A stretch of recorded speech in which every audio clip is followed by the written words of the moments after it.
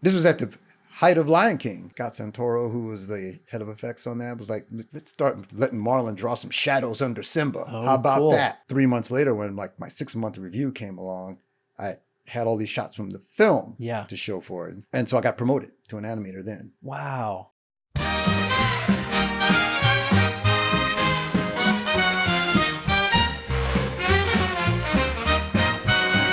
On today's episode, we have a very special guest. This man is a legendary Disney artist whose career has spanned across 3 decades of animated films. Marlon West is a visual effects supervisor who has worked on such films as The Lion King, Pocahontas, Hercules, Mulan, Tarzan, Princess and the Frog, The Emperor's New Groove, Moana, Frozen, just to name a very few. Please welcome to the show the coolest guy I know and visual effects supervisor, Marlon West. Oh man, thank you. You're Hello, too kind. my friend. Hello, my friend. You need to Thank meet some more cool people. I'm not that cool. You're pretty cool. You always have the blazer on. You're ready to go. You're always looking sharp, and just the energy is always there. Thanks. Yeah. So thank you so much for taking the time to do this. Oh yeah, my pleasure. It's so exciting to have you here and to get to talk to you about your amazing career. Oh man, well thanks. Yeah, thanks for having me. Yeah.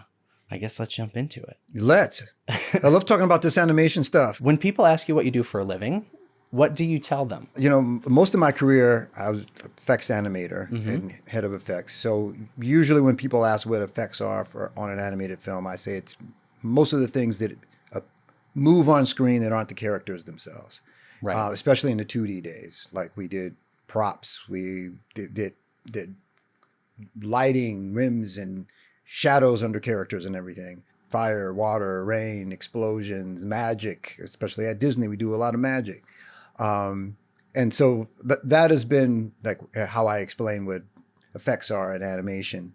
As a visual effects supervisor, which I've been doing in more recent years, currently on Zootopia 2, and I did it for Awaju for Disney Plus. I would call it kind of like being the conductor of like an orchestra where you have all these talented musicians, and in this case, artists, all working together to make this thing that comes out sounding beautiful in the case of a piece of music in the end.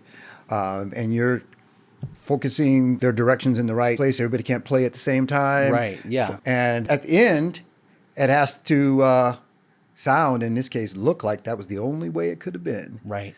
You know, but you and I both know there's all these little directions they go before we actually get to what is often like, classic imagery. Yeah. The true Disney magic is that it actually gets to the final. Exactly. The finish line. You're somebody who has worked at Disney for, 32 years, you said. Yes, 32 years as of yesterday. As of yesterday. At this recording. Amazing. As they say. Is there a film that you've worked on that has meant a lot to you? I got to say, so many. It's like asking a parent which one of their kids they're proudest of. Exactly. I mean, there was movies that meant a lot to me for various reasons over the years. I mean, I guess it was amazing to work on The Lion King. Yeah. Because I had worked on a bunch of animated films that I would just call unseen classics, that folks hadn't gone to see at various studios and to work on a film that like everybody saw when that came out was really something, and years later, 25 years later, it's still 30 years later, actually, it's still, it spawned all these sequels and a stage play and people still love it. Yeah. It continues to be a classic. My kid, who's now 21 years old, Princess and the Frog was the first film they saw in the theater. That meant a lot to actually work on this Black princess, Yeah. Disney's first American princess, unless you count Pocahontas as a princess. Right. That meant a lot. Working on Frozen was the first film I was head of effects on that was CG film, because the first ones were all 2D. So to actually pull that off on a CG film was really, really cool. Yeah. Doing a Waju as a visual effects supervisor with a bunch of African storytellers, and to bring something, this kind of Pan-African Afrofuturism, for lack of a better term, kind of story. Yeah. To people all over the world to check out. It was with a bunch of artists that had been doing comic books before then, and so yeah, I could go on. Every one of them has some type of like creative or technical hurdle to get over that was very, very fulfilling to actually been able to pull off. Wow. I often think about Teka and Moana. And Moana, like to create a character like Teka, this like living lava guardian that's 300 feet tall, was like character animated, effects, lighting, tech anim, all kind of working together. And like what this character wanted to be was, again, I worked on it for like a year and a half, up for grabs of how she presented. And there was a period there where this fiery volcano character was supposed to be dark and cracky when angry, and light and smooth when she calmed down. Yeah. Which is, that kind of light and dark coding behind a lot of things. But it's just the opposite of what happens in a volcano in the natural world. So we were honestly years pushing against, or a year maybe, pushing against what would naturally happen if a volcano was a living being. And when we finally pivoted away from this kind of classic dark, bad, light, good thing, where she was full of lava and smoke and billowing flames when she was angry, and calmed down to be this dark character when she cooled like lava does, she became infinitely more believable, because we don't do realism, we do believability. She became more believable as a character, something that was actually made sense as a creative person and a visual storyteller to try to pull off. That was one that was actually a struggle to find where she was. And then we actually had an ask that was kind of counter to the real world of the character. And when we finally kind of got to where she should be, and the first time I saw like a shot of her in color, I was like over the moon thrilled. Wow. She's coming out of water also. Yeah. She's a lava goddess coming out of water. So it's steam, it's sparks, it's every effect you can. And she has this very, very complex emotional range between being pissed off and very, very, very pissed off. Right. So how do you modulate, the weather systems within her? Because sometimes she had lightning. Yeah. Right. She's dripping. We didn't want her to look like a wet paintbrush all the time, so she's not dripping lava all the time.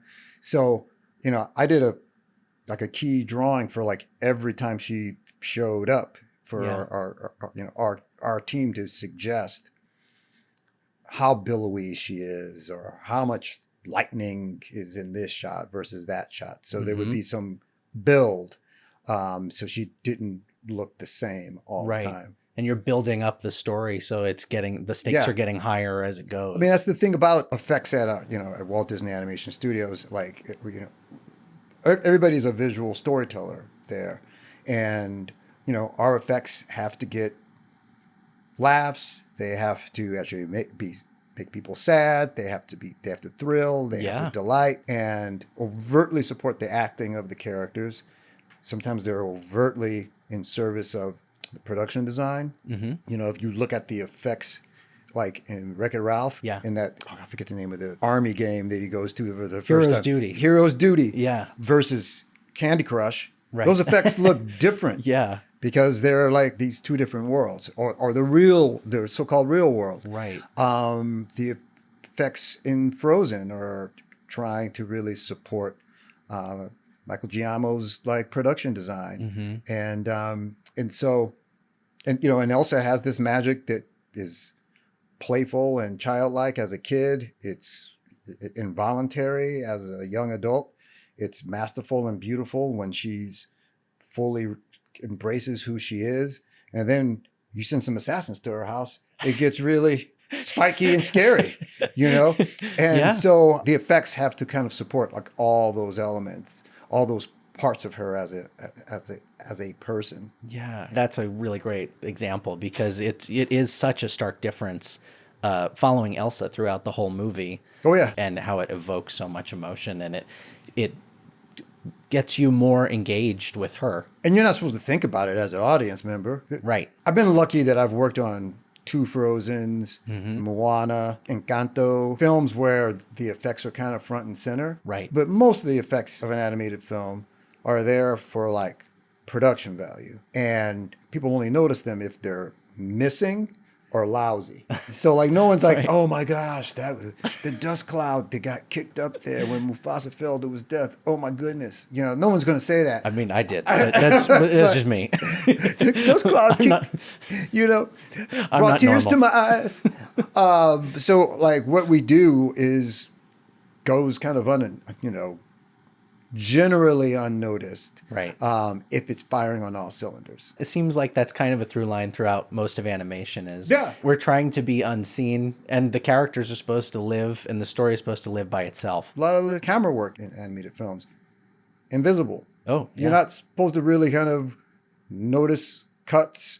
The lenses aren't particularly distorted. There's not a lot of, especially in films we've worked on together, not a lot of trucking cameras that you're super aware of. Yeah.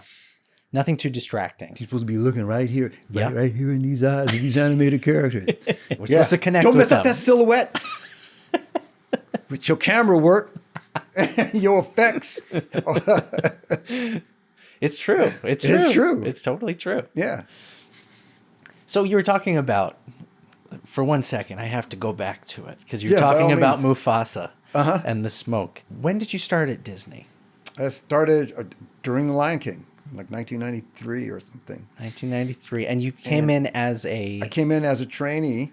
And so Disney, as we speak, and you were part of it, has a trainee program that identifies very talented young folks recently, either just out of college, right? And trains them up in the Disney way.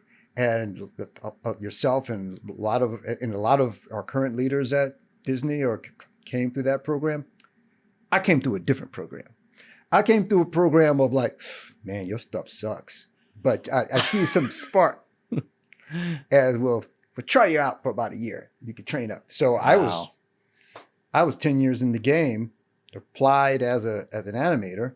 I had worked on Baby's Kids and Rover Dangerfield. I thought I was like, Amazing. And you've done some music videos too, I had done right? some music videos. Did a Beastie Boys video for Shadrach. Paula Abdul. Yeah, the opposites attract. Opposites attract. Yeah, That's so so I was doing cool. character animation on those. Yeah. You animated the cats in Opposites Attract? Yeah, did some cat animation. That's so cool. Yeah, and Casually. We'll go back to Lion King in a minute. Opposites Attract. No. Sorry. And so, I was offered like a trainee role. They looked at my stuff and they were like, eh. Right. And brother was all insulted at first. I've told this story to people like yourself before. I never told it to my mom until a couple of years ago, and she was like, had zero memory of it. It was so pivotal to me, but they offered me a trainee role, which was like a pay cut by about a third. And I was initially, let me think about it. On a Saturday afternoon, like sitting on the couch talking to my mom, and I'm like, Mom, Disney offered me blah, blah, blah, and I'm used to making yakety yak. And I don't know if I could work for blah, blah, blah. And like my mom got really quiet on the other end of the phone, and she's like, well, Marlon, the whole time your father and I were raising you and your brother, we didn't make anything like blah, blah, blah, or yakety yak. And I was like, bye. I kind of got off my high horse and came in and took the trainee role. And it took me about like a half hour to realize yeah, I'm not really up to Disney quality up in here. These folks were like killing it. And so, yeah, I was rightfully a trainee. And as you know, as a trainee, you can't work on the movie. You're working on like I was like in betweening smoke and reanimating splashes from Bambi and Little Wow. Mermaid and things like that, Xeroxes and Yeah, training. training. Yeah, I was training, up, and it was like yeah. a 9 to 5 training Yeah. thing. So I was like, this was at the height of Lion King, and so I'm like 6 o'clock, like, bye everybody, I'm going on home, and folks are lining up for their overtime dinners for Lion King. Yeah. And I don't know, about 3 months of this. This was supposed to be a year-long program. Somebody had the bright idea. Scott Santoro, who was the head of effects on that, was like, let's start letting Marlon draw some shadows under Simba. Oh, How about cool. that? Yeah, I started working on like the simplest stuff. Mm-hmm. By the time 3 months later, when like my 6-month review came along, I had all these shots from the film Yeah. to show for it. And so I got promoted to an animator then. Wow. All of us who came in as trainees in one form or another have had a version of that story where you come in and you look around and you're like, oh, how am I here? I've been there 32 years and I'm still afraid of getting found out. Like, it's imposter syndrome is real, kids. I'm like a little over. I mean, I'm vaguely joking, but It's kind of yeah, true, though. it's kind of true, man. Yeah. People are badass up in there. How do you get yourself out of that mindset every once in a while when you get into it? Is it something you actively have to do at this point? No, I don't think After I have to 32 do years? it. Like I feel like I've earned my keep. But there's In a big way. there's always like a new creative challenge, and when during the pandemic, when so many people weren't working at Yeah. all, I managed to get promoted from like head of effects on Encanto to visual effects supervisor on Iwaju, like sitting Yeah. at home, and not just sitting at home, but it was Right. it Working was from home. working from home. Yeah. So I was tasked with helping create this world with these new filmmakers, with folks like Rob Dressel and Adolf Lipinski and The Fabian best. Raleigh. These folks, and we were working with these new filmmakers, and a partner studio, and it was it was a brand new challenge. And in some ways, I felt uniquely qualified to do it because I was a big fan of science fiction, and I got a modicum of soft skills, and an eye, and it was like a new challenge, Right. And so I don't spend a lot of time kind of like getting afraid that I'm going to get put out of there, like as a poser. Right. But there's always a new challenge where I'm like, oh man, we're going to pull this off. I'm not quite sure. Yeah. Every time. Almost every time. I don't think I've ever been just sitting there like, that was easy. Yeah. Like they never come to the effects department or any department and go like, what's really easy for you all? We want to make a movie about that. Yeah. It's always like, we want people walking around in waist deep snow. No one's done that in a movie, an animated film. Right. Yeah. Before Frozen, almost all the snow in any animated film, Disney or anywhere else, was Yeah. like a relatively lightweight character making a dent, like on a shape that is shaded to be snow and kicking up some little chunks Yeah. of snow, Right. not Just some buried little deep white in. specks, yeah. Not buried deep in. Mhm. Not a ship turning over and dumping snow on people. Yeah. So, yeah, there's always something new. So, what was that initial spark that inspired you to pursue a career in animation in the first place? Oh man, I gotta say, I just loved like monster movies, and so that included dinosaurs, and I was really into all like the Ray Harryhausen Oh, films yeah. and things like that. And when I was a kid, I'm a few years older than you, like the bookmobile would come around, and there was, so I would get any book that had like monsters in it or movies, especially like the Universal horror films and stuff like that. Yeah. And I found a photo in one of the books of like Willis O'Brien, who did King Kong, 1933. And this was like in 1928, The Lost World. I think he was, and he's like He's Amazing. got the armatures in front of him. Yeah. Triceratops, like fighting Tyrannosaurus Rex. And he's like wearing a fedora, suit jacket. And it's obviously a publicity still. Yeah. But he's like looking all serious. And I'm like 7 years old or something. And I'm like, I need a job where a grown man can bring his toys to work with him. I need a job like that. And wear a suit and a fedora, which Yeah. is pretty close. Yeah. And so I just kept getting that book out of the library. Yeah. I just extrapolated. It was like my Rosetta Stone, like that, Yeah. and a couple of other photos of Ray Harryhausen behind the scenes. And it was a long time before I ever saw a Disney animator, like sitting at a desk like the one behind you.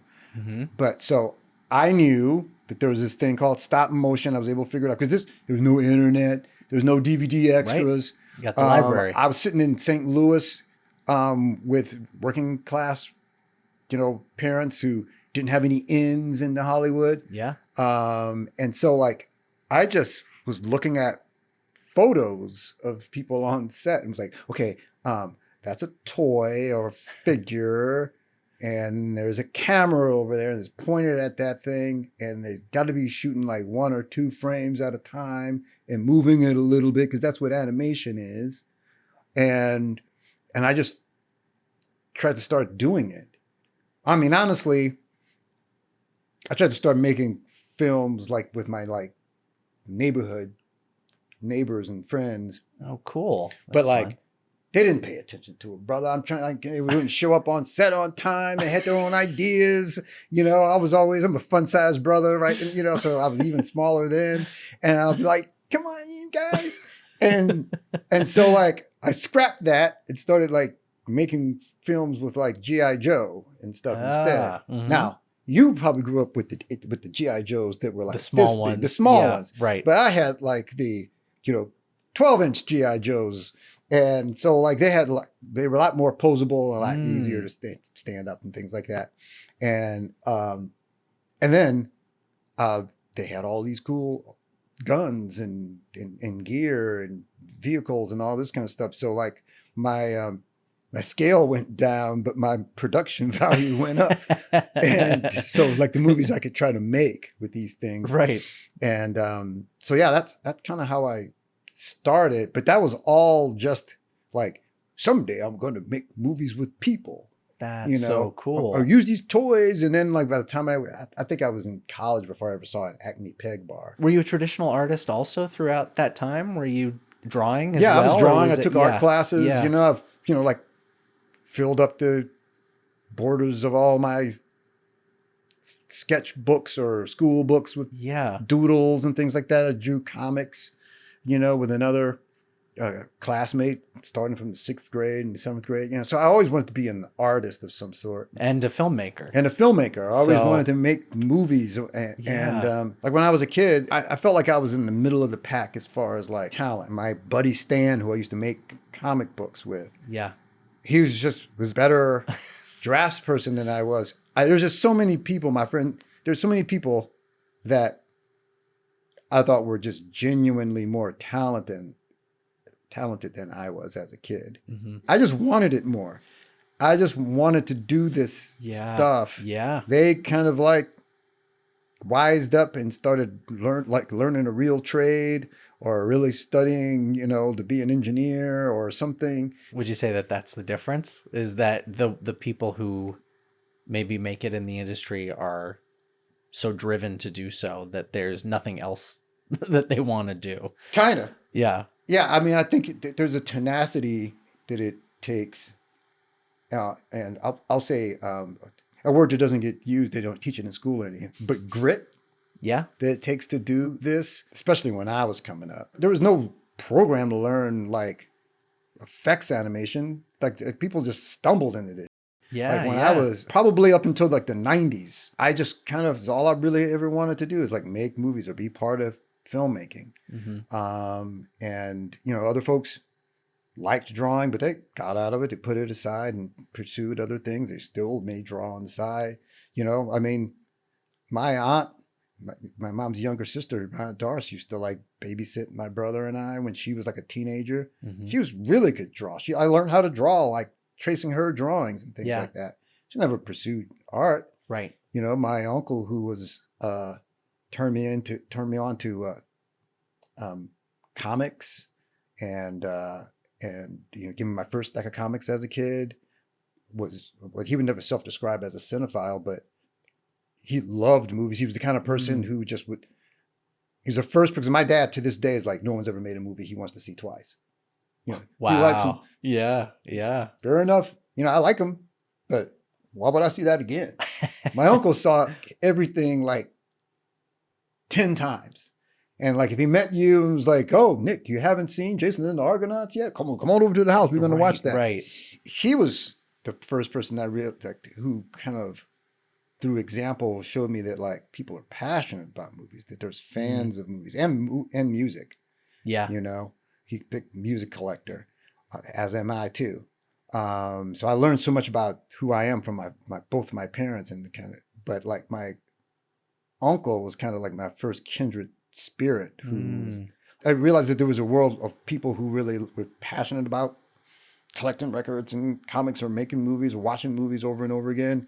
And I don't know, I just became like one of them, and I wanted to be part of the big show. That's so inspiring in those formative years when you have a relative or somebody that you respect, you respect his opinion, you know, and he's saying, come on, Marlon, let's watch Jason and the Argonauts. Oh yeah. My dad's not into watching movies over and over again. My mom was a working mom. She had 2 kids and she worked full time. Yeah. Now my mom has watched every episode of Columbo 12 times at this point. But when I was a little kid. And she's still figuring out which one's the glass eye. Yeah. When I was a little kid, she wasn't sitting. I have zero memory of my mom sitting up watching television as a kid. Wow. She was either at work or working on our home. She was doing stuff. That's what She moms took us do. to the movies. But what they did do was they had if my brother and I, and my parents weren't like rich people or middle class at best. My brother and I were into something. They tried to enable it. You know, I said I wanted to make movies. I got a Super 8 camera for like my 12th birthday, a little movie projector. Wow. That's so cool that they were like, so supportive of they it. couldn't fathom what I wanted to do, but they were like, well, he's very passionate about it. So, you know, let's see what we can do. Wow. You know, let's drive him over to the bookstore and drive him over to the art store and take him to the comic book store or whatever. That's so cool. What was your first gig in animation? I took a lot of animation classes I went to Columbia College in Chicago. Right. At least in those days, and I think still, part of their calling card, so to speak, was that it was taught by industry professionals. Mm-hmm. And so like everybody who I had classes from generally were like working somewhere in the Chicago film commercial industry. They did. Yeah. And so like my animation teacher worked for Encyclopedia Britannica and doing educational films. Wow. And I went to work for him, like right out of college. And not just me, but several of my classmates. And then he had the presence of mind to realize that we went to film school and not just animation school. So like, Encyclopedia Britannica was kind of like shrinking this kind of film strip production and 16 millimeter production. He was like, you know what, I got these kids from Columbia, they're going to come in here. And so like we were actually like writing scripts, storyboarding. They would have doctors and scientists kind of read the stuff or make sure we were like consultants, making sure we weren't full of BS. And so we would go out and we shoot 16 millimeter and act sometimes in these things and then come and do the science. I'll call it animation, but it was basically like moving scientific illustration. And I did that for like 3 years in Chicago. So Encyclopedia Britannica was the first gig. That was my first gig. Wow. That was my first gig. I did some freelance jobs around Chicago before that. Animation art was becoming a big thing in the late 80s, early 90s. Mm-hmm. There was a gallery on the Miracle Mile of Chicago on Michigan Avenue that had like a Hanna-Barbera art show. And there's going to be an opening night. Yeah. And Johanna and William Barbera were going to be there. Oh, that's cool. And everybody I know, myself included, that was into animation went to the opening. And William Barbera was there. Johanna wasn't there. And folks had portfolios, like they were going to show, like, and he was just there to glad hand, Right. And he's sitting there holding court, a bunch of us standing around, and he looks at this like semicircle of like eager animation nerds, and he goes, well, so what do you all do? And like this chorus of people like, we do animation, we're animators. Yeah. And he goes, I just remember the look on his face. He was like, if you want to do an animation, you need to be in LA. And everybody started arguing with him. Oh no, we do Captain Crunch commercials here and blah, blah, blah. And I'm just like, if you ever come back here, my ass is not going to be here, dude.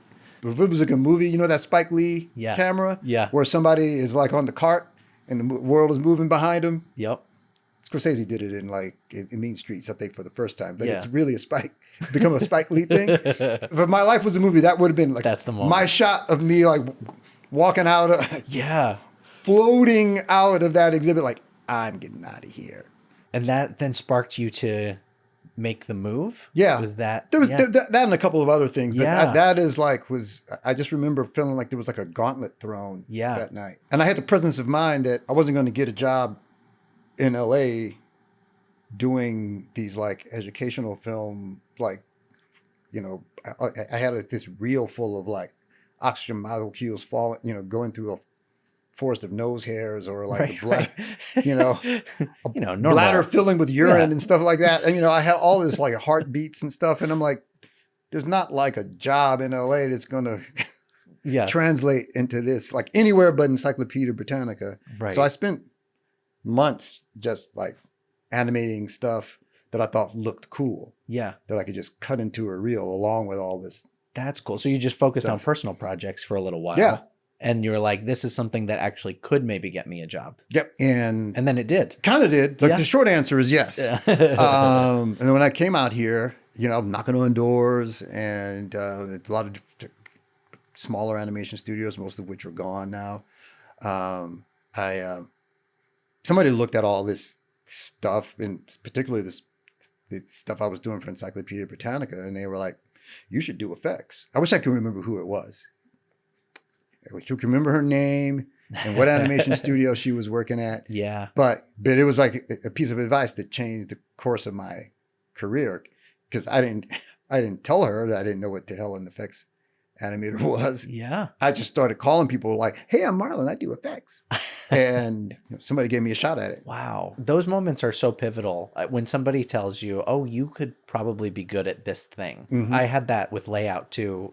I was in college, I was pursuing animation, but we had a Pixar alumni who came in and he saw a project that I had worked on and goes, who did the camera work on this? And I was like, me. And he goes, oh, you should focus on that. Exactly. And that's that moment is like, oh, okay. Yeah. My whole life now is changing in this moment. One person who actually gave me an opportunity really early on, this guy named Chris Cassidy, used to have this animation studio called Roto Effects of America. And he had personally done a bunch of like the animated effects for like Big Trouble in Little China. Oh, wow. And the quickening sequences and Highlander. So like all the kind of people shooting lightning out of their hands. Lightning hands, yeah. And he had done a bunch of that stuff. And it was, basically animating on an animation stand to trace live action plates. And he had saw that I'd had some like rotoscope stuff that I had done, and he like gave me a shot. And I think the first thing I worked on with him was this Michael Jackson California Raisin commercial back when Will Vinton was doing California Raisins. Mm-hmm. Check it out. They're on YouTube, kids. And I was assisting now the late Kathleen Quaife. She was animating little dots. And my job was to come back behind her and turn those little dots into like pixie little stars and things. Oh. And so I was like her little assistant. That was the first overt effects I had ever done. Oh, cool. On the California Raisins commercial with Michael Jackson. Michael Jackson. Wow. And a lot of music tie-ins to your career too. Yeah. Between Beastie Boys, Paul Abdul, and Michael Jackson. I worked with Chris on the Beastie Boys thing too. Yeah. And because he was one of the co-directors of that, him and Adam Yauch. Wow. The late Adam Yauch. And so Kathleen was the head of effects on this thing called Rover Dangerfield. She called up. I think I was working on some other thing with Chris, and she called up to get like she hadn't got her W-2 sent or something. I can't remember exactly what it was. Right. But she was like, Marlon, what are you up to? And I'm like, I'm sitting here animating souls getting sucked out of people's face on this thing by a ring called Soul Taker or something I was working on. And she was like, I'm working on this animated film, Rover Dangerfield. And that's how I started doing animated effects for like for animated features. Wow. There was a bunch of folks who had come back into animation that had stopped doing it for a while because animation was kind of on this rise thanks to The Simpsons and Little Mermaid and Roger Rabbit. Right. It was like folks were kind of looking at animation again, Aladdin, all these films that if I think if I had arrived in LA like 2 years earlier, my ass would have been back in St. Louis or Chicago. Crazy how important timing is. Yeah. In the length of a career. Yeah. Or I may have been in LA doing something else other than animation. Was it at a specific studio? Called Hyperion. Hyperion. And so I worked on Rover Dangerfield, and then I did another unseen classic called Bebe's Kids. Actually, Bebe's Kids became, at least as far as Black people were concerned, a bit of a hit on like cable.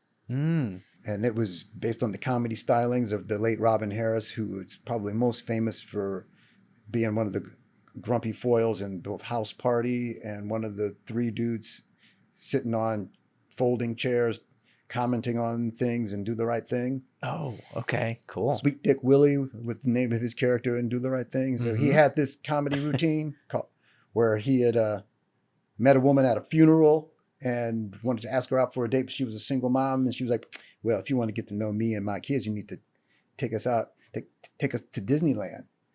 And he's like, oh, okay. So he shows up to take her and her son to Disneyland, and she's got these three other kids with her, Bebe's kids. And mayhem ensues. So anyway. Oh, wow. So Bebe's Kids is based on this comedy routine. It's not Disneyland. It's Fun World that they go to in the film. A little precursor of your life to come, though. Also. Yeah, it was. Indeed. A lot of time spent in theme parks. Yeah. And so, and when that studio stopped making animated features after those two films did not blow up, by that time I had gotten kind of used to having a regular job. Yeah. Because I'd been freelance before then. And so it occurred to me that Disney was not going to stop making animated films anytime soon. So I applied there. Yeah. So cool. And then you start there. And I start there as a trainee. When they looked at that good Bebe's Kids and Rover Dangerfield effects. And they were like, yeah. Not so much, man. It's not quite Disney quality. And then you became Disney quality. Then I became Disney quality, yes. You started with shadows under Simba. Yes. Tones and things. Was that ever like I'd love to work at Disney one day, or was it not even a thought?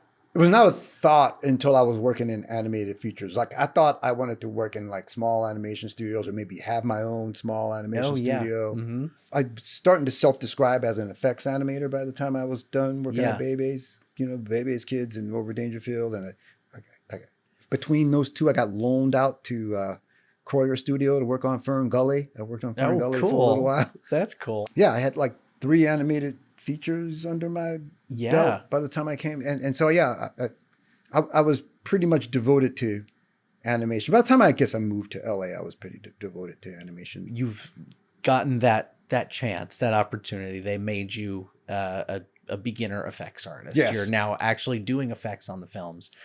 And what was a little bit of that journey? The effect that I made in mob terms, made my bones on was Grandmother Willow in Pocahontas. Oh, wow. And so that was like a character that was like part CG, like Steve Goldberg, who's one of our great visual effects supervisors at Disney.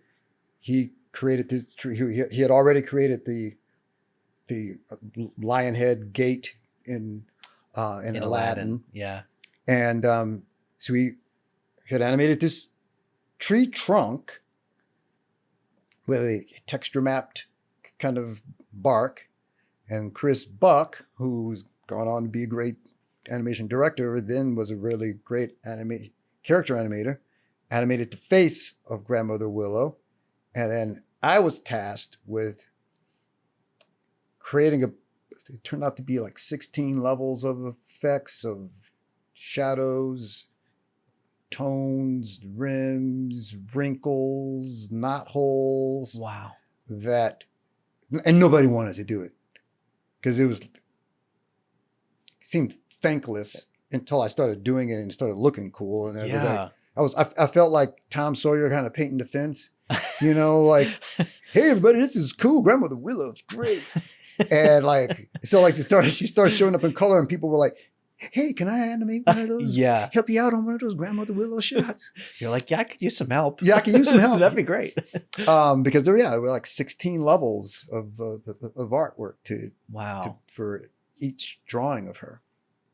And what a beautiful character too. Yeah. So that was the first time, like, I had like a showy effect in one of our films. Wow. What did that feel like when you got to see that on a big screen for the first time? It felt good. And it felt good to Tom Schumacher was running the studio and he knew me by name. I was like, oh, I've arrived. Yeah.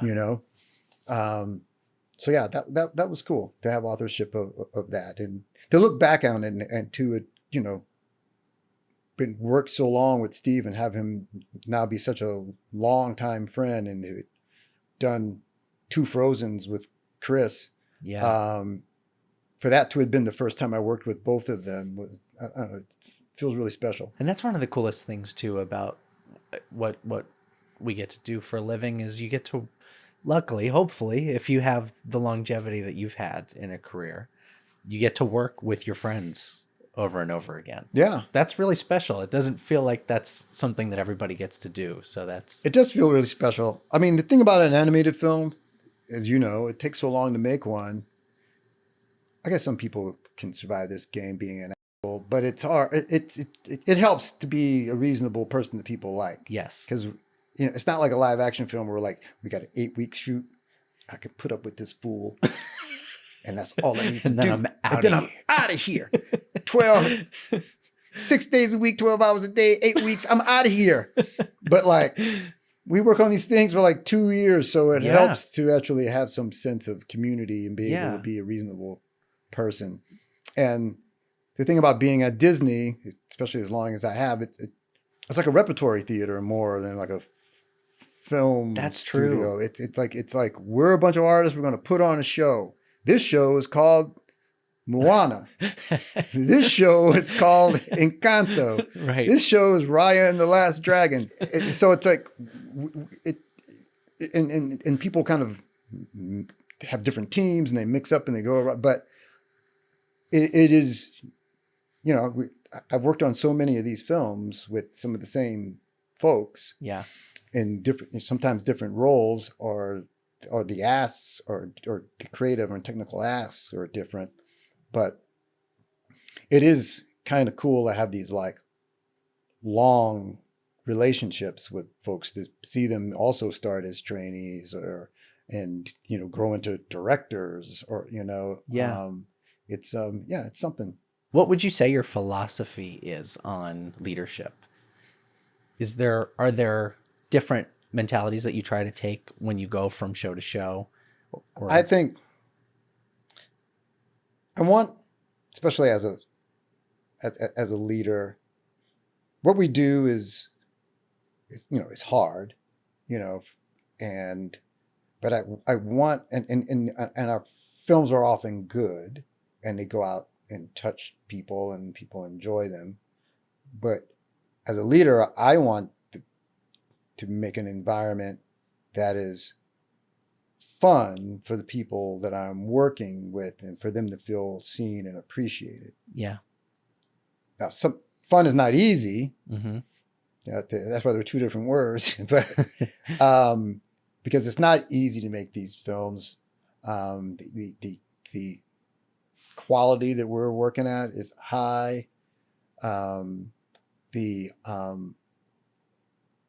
pace we have to make it is sometimes a very short amount of time because our films blow up and they restart, and Mm-hmm. but that release date doesn't go anywhere. Right. So what kind of atmosphere you make for people to actually try to create in, and to make them feel seen and appreciated and trusted. Getting back to my boss who taught me how not to lead. Mm-hmm. Those are my philosophies of making people really feel seen and trusted and valued. Throughout the conversation, you've mentioned all these different kind of touchstones that are great for anyone who's looking to maybe break into animation in general.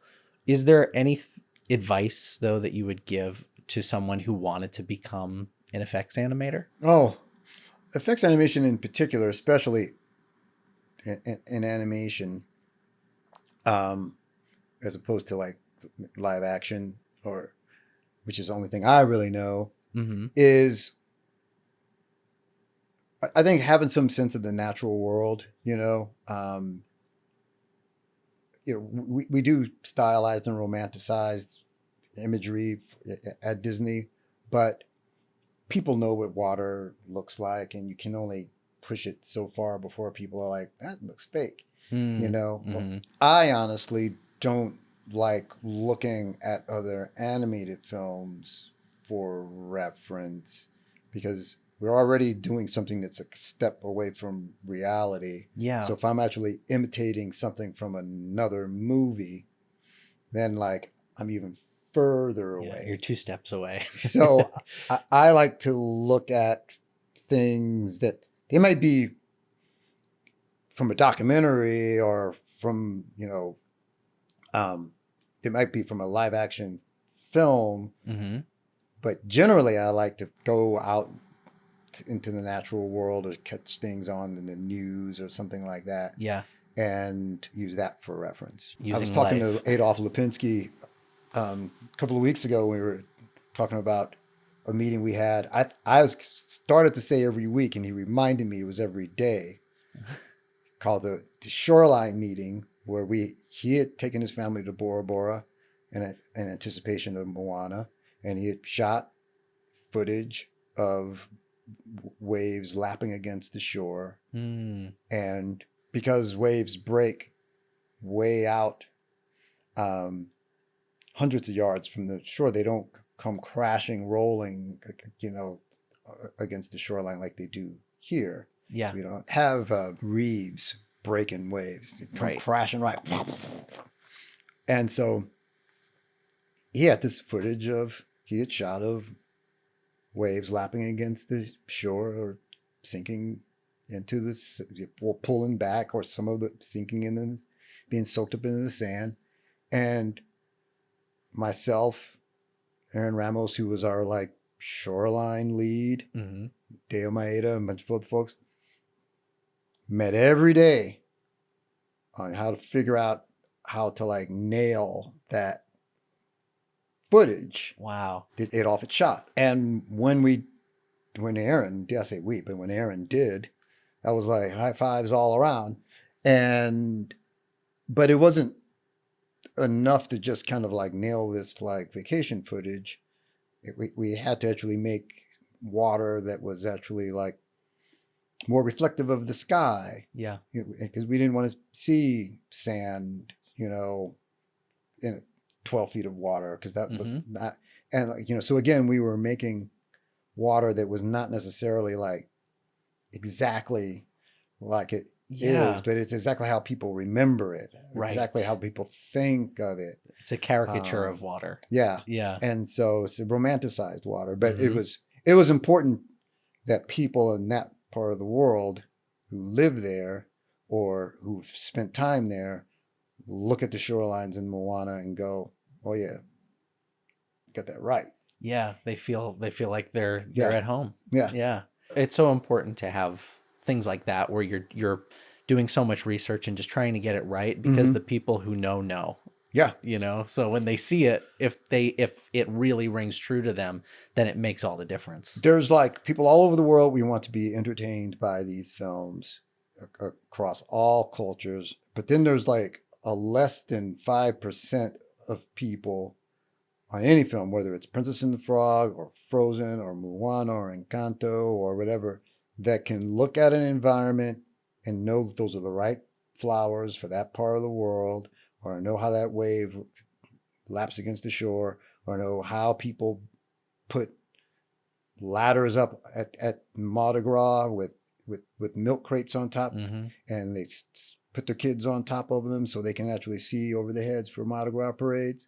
Like, I never saw that in the movie, but I went to Mardi Gras and I saw everybody with a little kid had one of those. They had a ladder that was like 8 to 12 feet that they were dragging down the street from their car with a milk crate with 2 like wagon wheels on either side of it. Yeah. So they wouldn't have to carry the ladder. It was just being wheeled down the street, and they get up, find their spot, bam, set it up. The smallest kid would sit there on an apple crate at the top of the ladder, sitting there like the way I'm sitting in this chair watching the parade. You have to go there to see that, man. Nobody's putting that in a movie. But it's in Princess and the Frog. Because you guys went there. We went there. You went on a research trip to New Orleans, I don't know if they were doing it in the 20s when that was set. Sure. But when we went, they were doing it. Hey, they were doing it. It's a continuation of the tradition, right? So but I wanted people that, live in New Orleans to see that and know we had that right. Right, that you saw them. Yeah, we saw them. Mm-hmm. So cool. What a cool experience that must have been, too, to get to go travel to New Orleans to do a research trip. Oh, man. For Princess and the Frog. Yeah, that was cool. Was that one of the biggest things that you took away, was just, observing the people and all of these quirks? And trying to nail how like the Mardi Gras floats actually work, and how people, the food, how important that was. Yeah. It was really cool, because I mean, as an effects animator, we don't get to go on many research trips. I think I went on a research trip to an ice factory in North Hollywood for for Frozen. So like, I didn't go to an ice hotel or to Norway. So like, to get invited along to New Orleans was really a delight. That's great. I think I went to a pool for Moana. For Moana. A pool in Glendale and an ice factory in North Hollywood. Yes. Amazing. So we've talked about your whole career, but you were a 2D effects animator. You were doing hand drawn. When did you make that transition as an artist from 2D to 3D? Did you start learning those tools as they were coming out, and then the studio? I started learning as they were coming out. There was a brief moment in time where we'd done Hercules. Maybe it's Hercules, Tarzan, maybe. First Toy Story was out, Bug's Life, James and the Giant Peach. Yeah. Period there where it was like all this different kind of animation. Still all this different kind of animation. But CG had been so far limited to bugs and toys, plastic, hard things. And we were making movies about human characters that had to kiss each other and, and be all charming and stuff. And there were some folks who thought, as long as like that was the difference between a CG film and a 2D film, that 2D was all right. Then I saw the teaser trailer for The Incredibles, with Mr. Incredible trying to put his belt over his pot belly. Yes. And I was like, that's a really appealing human character right there. Now, I'm an effects animator, but I knew the jig was up to some degree. And I immediately started learning Maya to actually start doing, CG effects. And wow. Yeah. There were some folks in the department who wanted to learn it, and on Atlantis and some of our other shows, they were doing some CG effects. But I was casting myself some of those things to do, because there wasn't people who were clamoring for it. And when the studio actually made that transition to CG because I was perceived as a valued member of the part of the crew and had some leadership skills and things like that. I was kept on to kind of learn more, like on Chicken Little. So I was an effects animator on Chicken Little and Meet the Robinsons. Yeah. And I was very proud to be a relatively old dog that had learned some new tricks. And then when the Pixar merger happened, we went back did Princess and the Frog and Winnie the Pooh. I went back to 2D for those. And then I was fortunate enough to be offered to roll on Frozen. Wow. I can see their handwriting on the wall. Yeah. I guess, for lack of a better term. But yeah. I can't say I was reading tea leaves because it was very clear. Right. That's true. Yeah. At that time. You know? Yeah.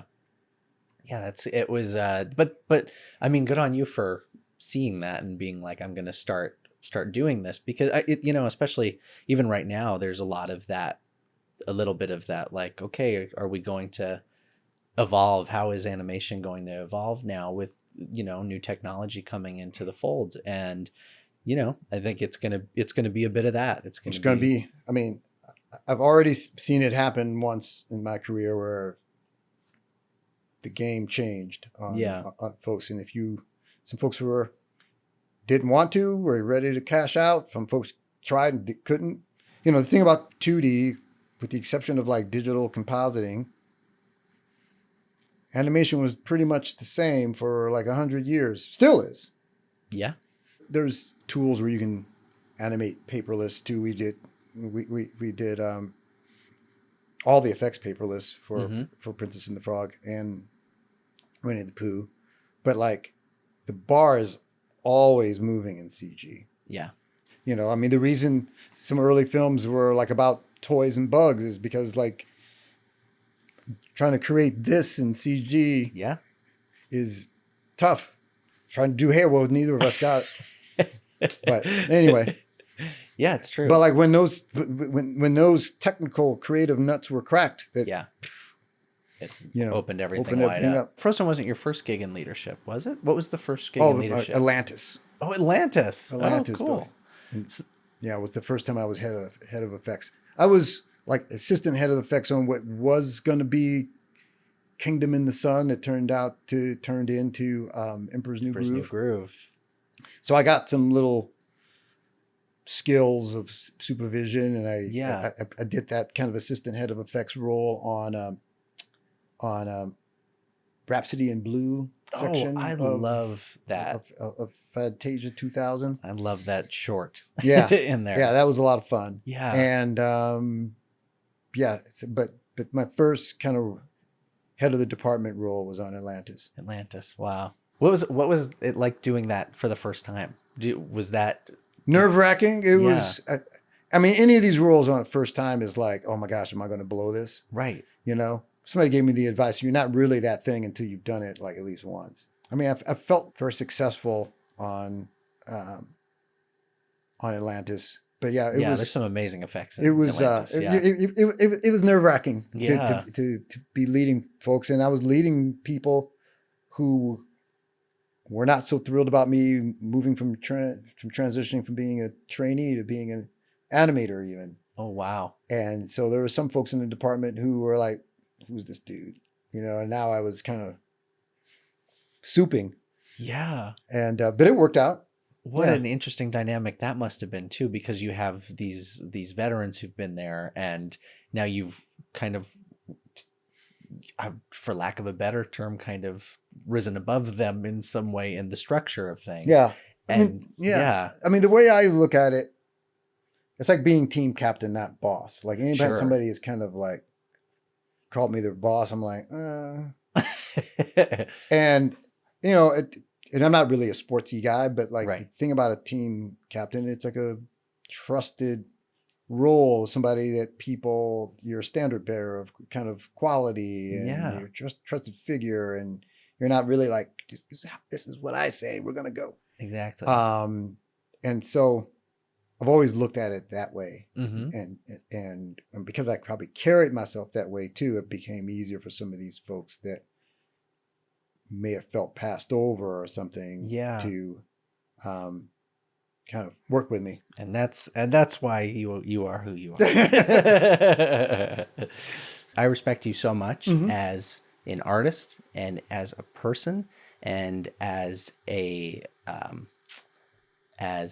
activist. Oh, yeah. And you've done a series of drawings called Ink Tributes, Yep. and it's been exhibited in multiple different places, and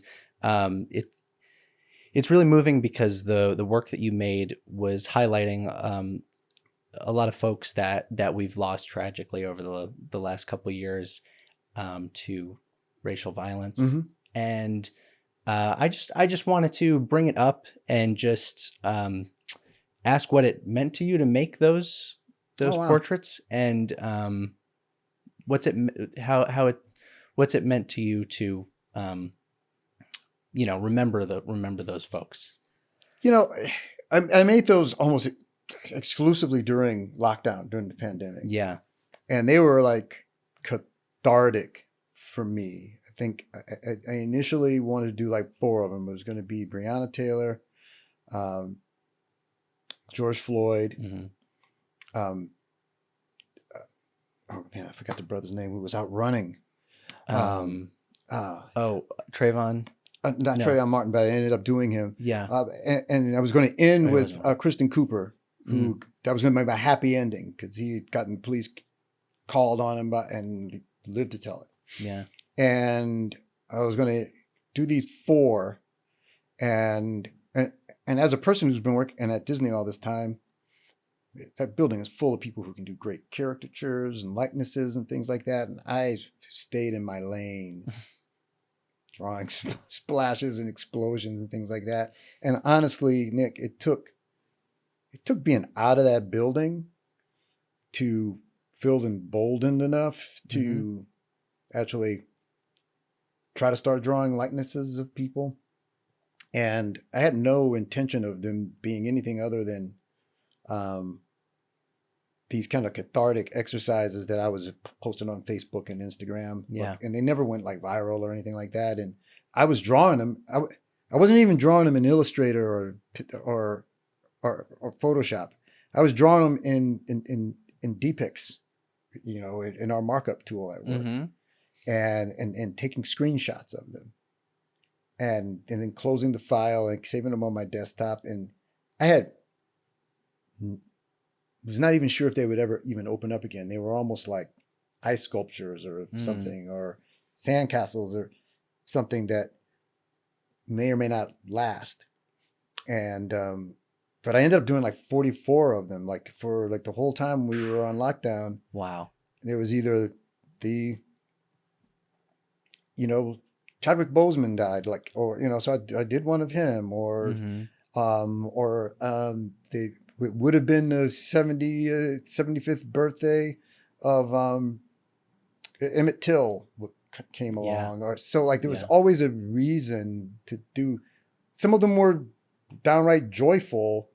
I mean, I did one of Eugene Goodman, and so, we talked about earlier, I'm like this big comic book nerd.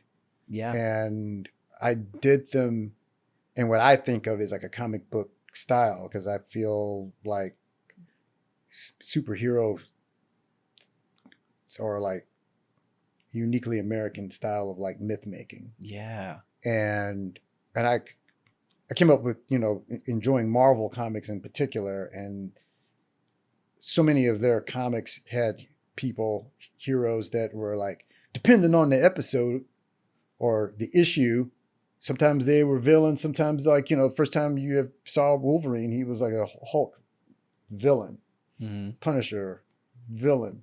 Right. Prince Namor villain. Spider-Man hounded by the cops all the time, Yeah.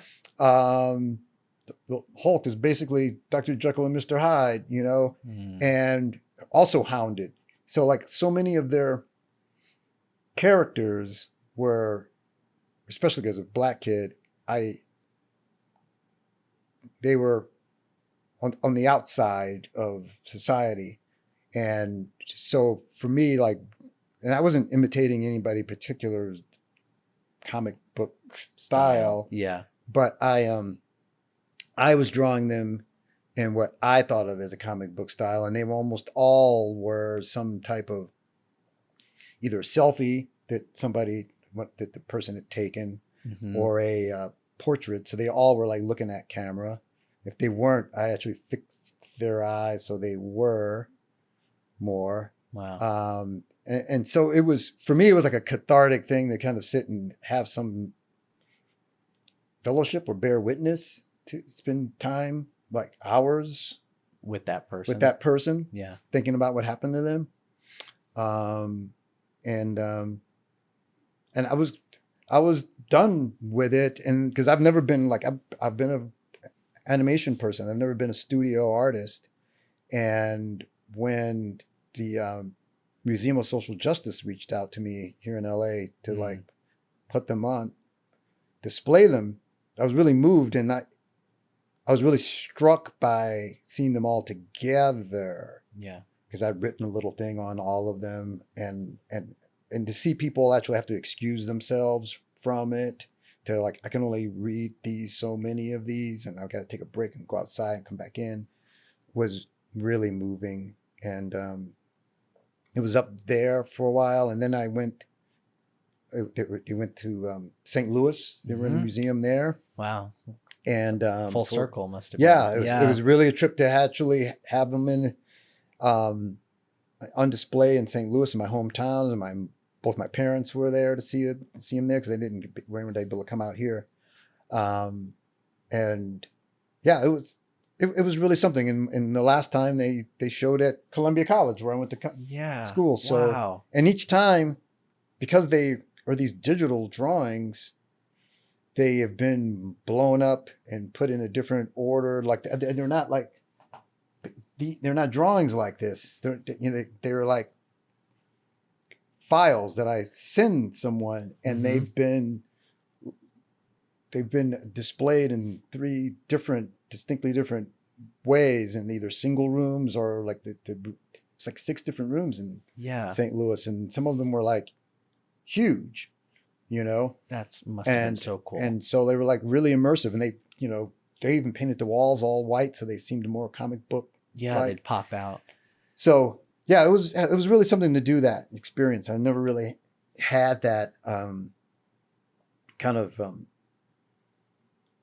gallery artist kind of experience. I never thought of myself that way. Yeah. So yeah. Well, you did an amazing job. They were beautiful. And I think that it's funny that you mentioned all of that about the superhero aspect of it, and the superhero connection, and why you chose that style. And I totally felt that when I saw them, but I didn't know why. Just like what we were talking about at the beginning with what animation is always striving to do, which is to get the message across without being seen in that way. And I think that was just an amazing Thank you. I'm glad it resonated with you. Yeah, it did. And I just wanted to bring it up, and I wanted to hear how that experience was for you. Yeah. As a solo artist outside of the Disney sphere. Yeah. Just to wrap things up, what would you say you love most about your job? I'm super proud of these films, that they've gone out and touched people. I mean, I don't work on residual, so how successful they are is only a measure of like how much people go see them and they mean to people. I don't. Yeah.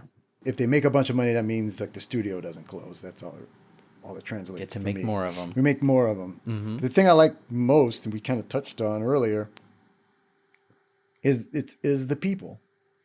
Is going in there and working with folks in the relationships like ours, that I've made. That is the thing that it's so sustaining. I guess which is one reason I like to make them fun to make, because I'm like bound to like the folks I make these films with, and I want our experiences to be pleasant ones. Yeah.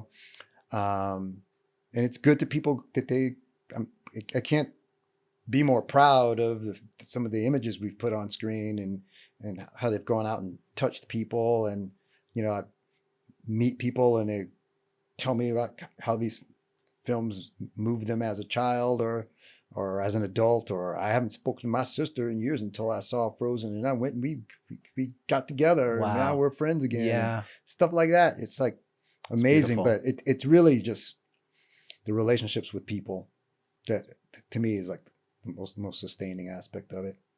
Wow. Thank you. My pleasure. Yeah. Thanks for having me. Yeah.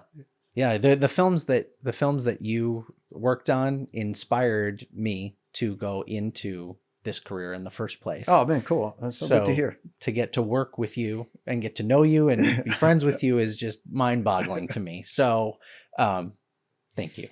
My pleasure. Thank you for having me. And thank you all for watching this episode of Nick's Friends in Film. Please like, comment, and subscribe below, and join us next week for our next friend. Sounds cool. Thank you so much. Bye.